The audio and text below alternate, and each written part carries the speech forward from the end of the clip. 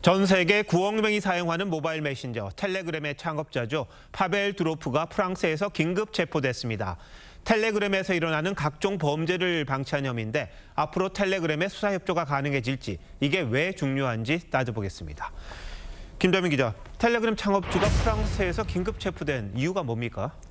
네, 프랑스 경찰은 최근 텔레그램에서 벌어지는 아동 음란물 유포에 대한 조사를 시작했습니다.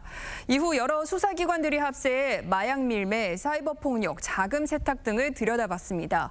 그 결과 텔레그램이 각종 범죄를 사실상 방치하고 법 집행기관에 협력하지 않았다고 봤습니다. 그 책임을 창업자인 두로프에게 묻겠다는 겁니다. 국내에선 이른바 엠번방 사건으로 이 텔레그램이 좀 유명해졌죠? 네, 엠번방 사건은 2018년부터 2020년 초까지 텔레그램에서 벌어진 디지털 성착취물 공유 사건입니다. 주범인 조주빈은 이 사건으로 42년형을 선고받았습니다. 하지만 이후로도 유사 범죄는 끊이지 않았고 올해만 해도 서울대 엠번방, 인하대 딥페이크 채팅방 사건이 터졌습니다. 최근에는 마약 유통과 판매 상당수가 텔레그램을 통해 이뤄지고 있습니다. 텔레그램이 각종 범죄의 온상이 된 건 아주 뛰어난 보안성, 그것 때문이겠죠? 네, 텔레그램의 강점은 메시지나 문서를 암호화한 강력한 보안에 있습니다. 텔레그램 본사는 전 세계 수사 당국의 협조 요청을 거의 들어주지 않는데 엠번방 사건 당시 우리 경찰도 계정 정보를 여러 차례 요청했지만 회신을 받지 못했습니다.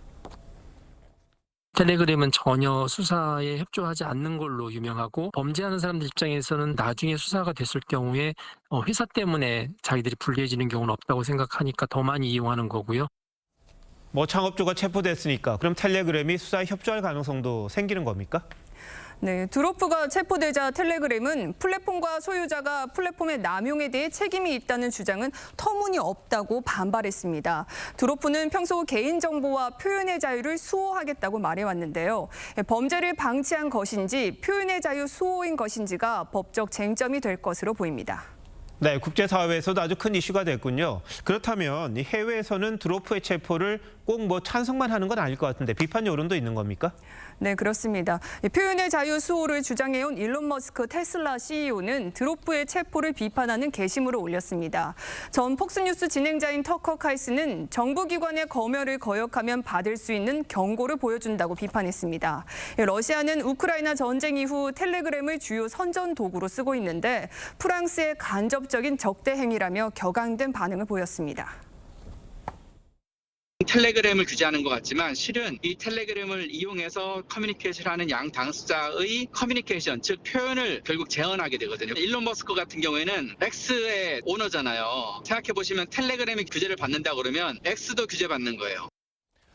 네, 표현의 자유도 포기할 수 없는 가치지만 이렇게 텔레그램상에서 온갖 범죄가 일어나고 있다면 이걸 그냥 방치할 수는 없는 것 아니겠습니까? 국제사회가 함께 머리를 맞대야겠다 이런 생각이 드네요. 김 기자, 잘 들었습니다.